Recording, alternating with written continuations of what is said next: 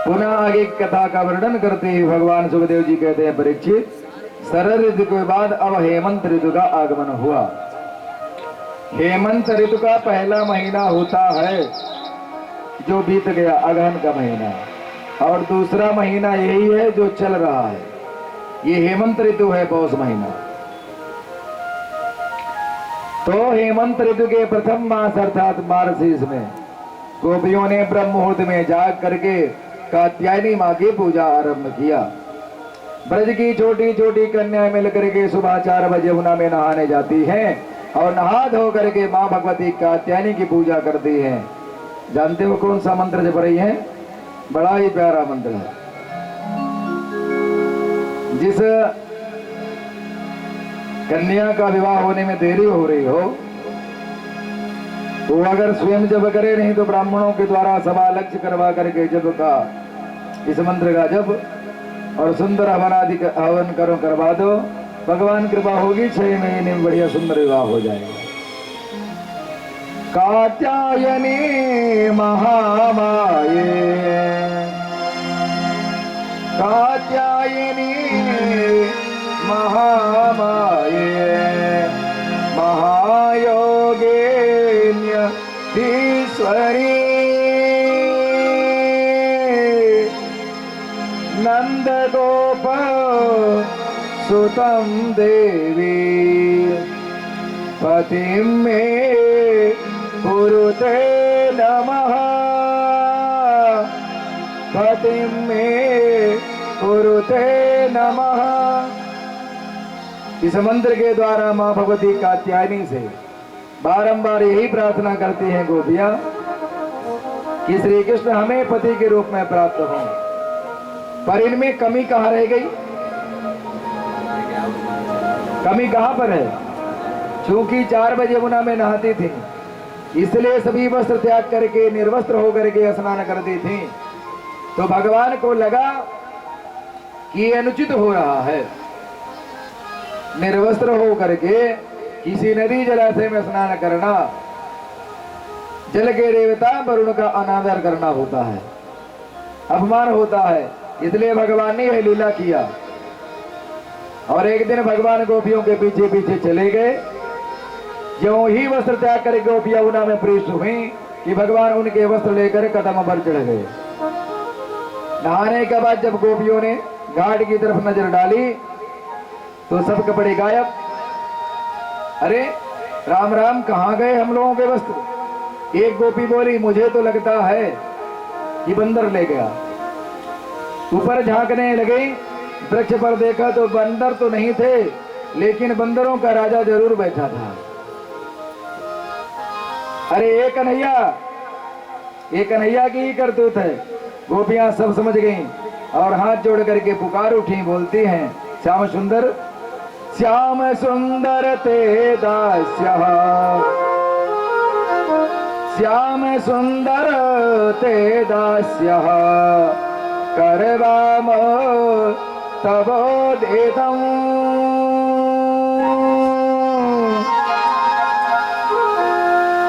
देहि वासांसि धर्मज्ञ, नो चेद राज्ञे ब्रुवामहे। हे घनश्याम, हे प्रभु, हम सब आपकी दासी हैं। आप इतने बड़े धर्मात्मा हो, फिर भी ऐसा व्यवहार कर रहे हो। हमारे वस्त्र तुरंत लौटा दो कन्हैया। और सुनो, हाँ, ज्यादा तंग करोगे तो हम जाके बाबा से शिकायत कर देंगे और बाबा तुम्हारी खबर लेंगे। भगवान बोले, एक तरफ हमारी दासी बन रही हो और दूसरी तरफ हमें बाबा की धौंस दिखा रही हो। अरे एक बात करो, तुम्हें राजा से शिकायत करनी है ना, जाओ जाओ राजा से शिकायत करके आओ, जो होगा सो देखा जाएगा। गोपियां आपस में बोली, अरे बाबा से शिकायत करने जाएंगी कैसे? सब विचार करके बोली, नहीं कन्हैया, हमें कोई शिकायत नहीं करनी, तुम कृपा करके हमारे वस्त्र लौटा दो श्याम सुंदर। भगवान बोले, स्वयं आकर के ले लो। गोपियों ने कहा, इस अवस्था में स्वयं आकर हम कैसे वस्त्र ले लें? भगवान ने कहा क्यों, क्या हो गया? जैसे गई थी जल के अंदर वैसे बाहर निकल आओ। गोपियों ने कहा उस समय आप नहीं थे, आप खड़े हो, अब आप खड़े हो तो हम बाहर कैसे निकलें? उस समय पर तो नहीं थे। भगवान बोले गोपियों यही तो तुम्हारा भ्रम है, मैं तो पहले भी था अब भी हूं। ऐसी कौन सी जगह नहीं है जहां मेरी सत्ता नहीं हो? ये बोध होते ही गोपियां तुरंत पुलकित होकर के बाहर आई और भगवान ने उनके वस्त्र लौटा दिए। वस्त्र लौटा करके भगवान गोपियों से बोले हम तुम्हारी आराधना का हेतु जानते हैं, चिंता न करना, आगामी शरद पूर्णिमा में तुम्हारे समस्त हेतु अवश्य पूर्ण होंगे। इसका नाम है चीर हरण। जीवात्मा, ध्यान देना, चीर हरण में लोगों को शंकाएं होती हैं। जीवात्मा और परमात्मा के बीच में जो माया का आवरण है, जब तक वह आवरण रूप चीर उतरेगा नहीं तब तक जीव को भगवान के वास्तविक स्वरूप का बोध होगा नहीं। और जब तक बोध नहीं होगा तब तक जीव का महारास में प्रवेश होगा नहीं। इसलिए चीरहरण पहले किया, तदनंतर महाप्रास में प्रवेश गोपियों को दिया। अब मैया इधर दीपावली के दिन प्रातः काल उठते ही इंद्र पूजा के लिए तरह तरह के पकवान बनाने प्रारंभ कर दिए। कन्हैया आ गए भोग लगाने को।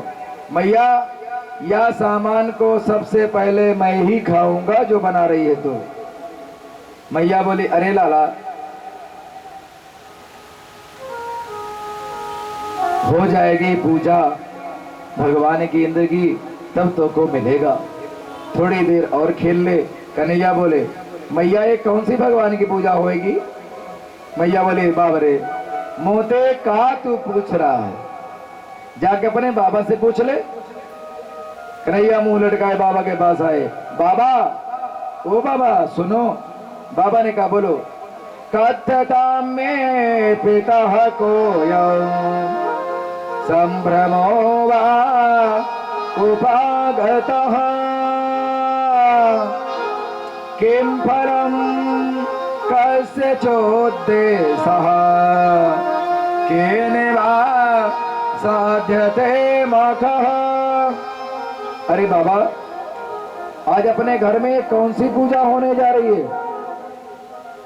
देख तो मैया कितने पकवान बना रही है और चखने को नहीं दे रही है।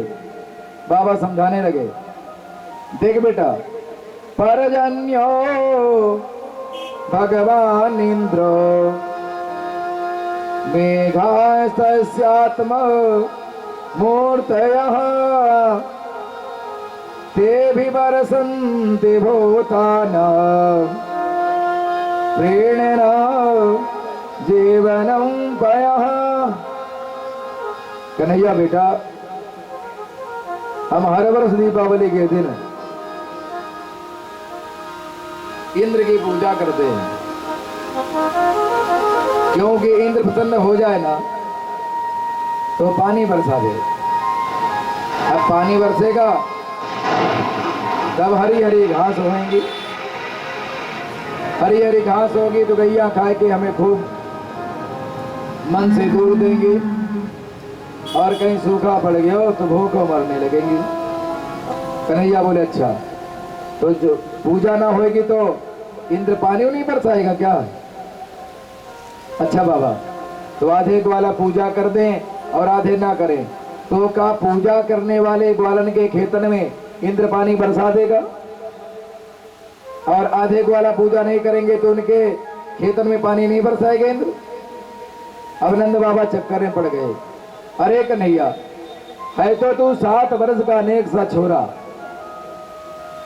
पर बातें ऐसी टेढ़ी मेढ़ी करे कि मेरी भी खोपड़ी चक्कर खा जाए।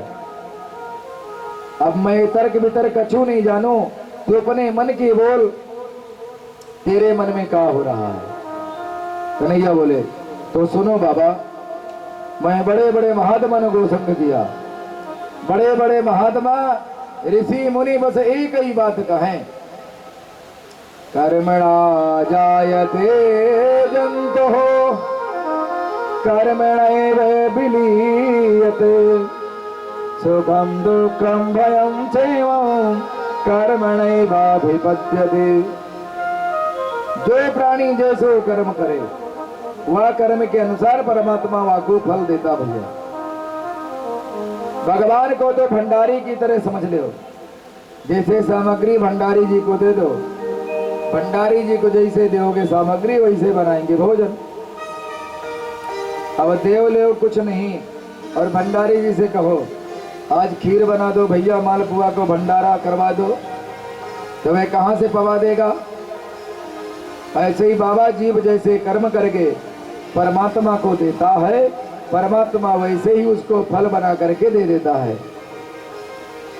जब करेंगे धरेंगे कछु नाए तो ईश्वर फल काहे को देगा। इसलिए बाबा हमें श्रेष्ठ कर्म करना चाहिए। और हमारे प्रत्यक्ष देवता हैं गो विप्रा नल पर्वतान, हमारे प्रत्यक्ष देवता हैं गाय, हमारे प्रत्यक्ष देवता है ब्राह्मण, हमारे प्रत्यक्ष देवता है अग्नि, हमारे प्रत्यक्ष देवता है गिरिराज गोवर्धन महाराज। देखो बाबा, एक बार मेरे गोवर्धन नाथ की पूजा करके देखो, फायदा होगा तो दोबारा करना।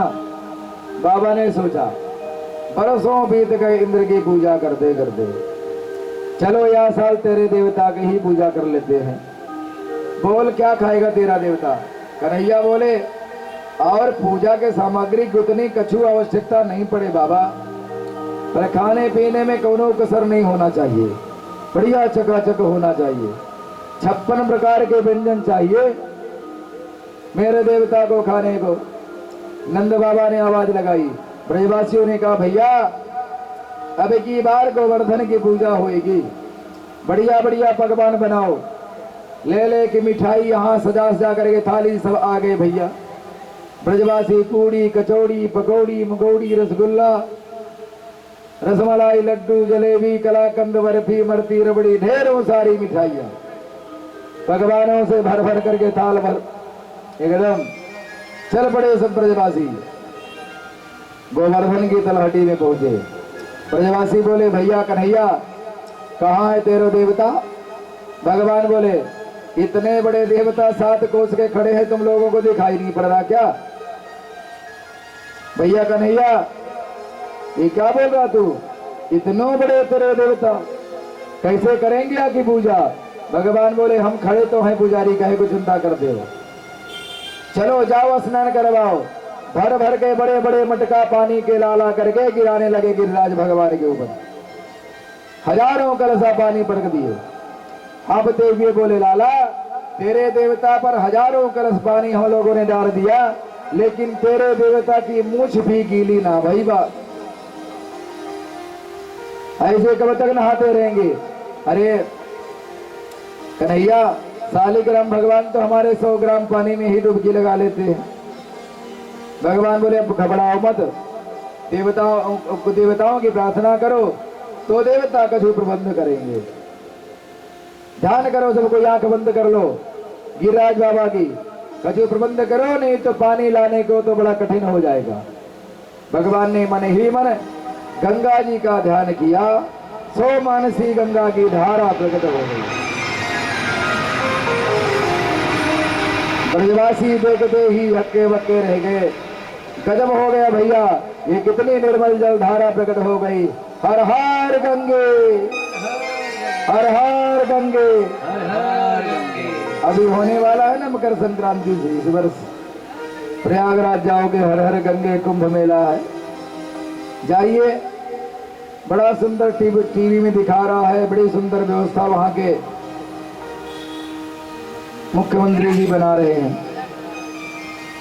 प्रेम से स्नान करने लगे और बोले कन्हैया मान गए तेरे देवता को, रे बड़ा चमत्कारी देवता है तेरा। प्रेम से स्नान कराए, गंध अक्षत से पूजन किए, पकवान सब परोस के धर दिए। भोग लगाओ भैया, पर्दा डालो। कन्हैया बोले मेरे देवता को पर्दा डालने की कौनो जरूरत नहीं भैया, वह तो भैया चौराहे में भोग लगाने वाला देवता है। बस सब ध्यान लगाओ, सब आंख बंद करके ध्यान करने लगे भैया। अब एक रूप में भगवान नंदनंदन के रूप में खड़े रहे और दूसरे रूप में गोवर्धन के शिखर पर 4 भुजा पसार करके बोले भोग लगाओ ब्रजवासियों, आंख खोलो। और जब आंख खोला ब्रजवासियों ने तो दिव्य रूप को देखा, चतुर्भुज रूप में पर्वत बन होश उड़ गए ब्रजवासियों के। और एक रूप में कन्हैया खड़े हैं, उनसे कह रहे हैं भैया कन्हैया का यही है तेरे देवता? भगवान बोले हाँ हाँ भैया यही है मेरा देवता। ब्रजवासियों ने कहा भैया गजब हो गया, वाह इंद्र की पूजा करते करते हम लोगन की दाढ़े बाल सब सफेद हो गए भैया। आज तक इंद्र ने सूरत नहीं दिखाई। धन्य है तेरो देवता जो एक दिन की पूजा में ही मांग मांग करके भोग लगा रहा है।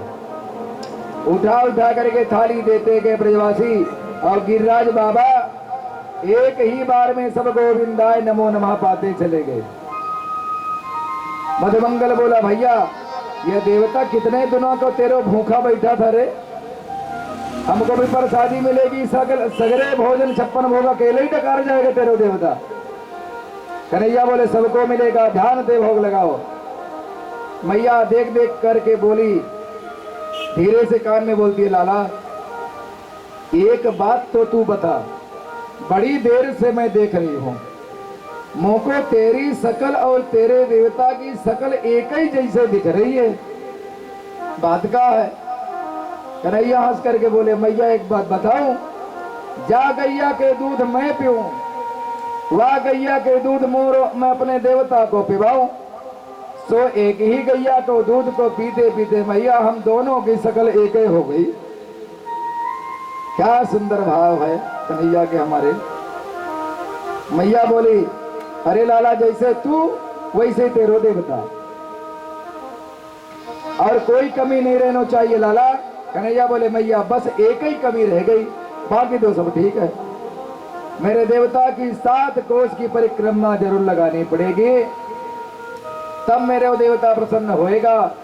चलो लाला ठीक है।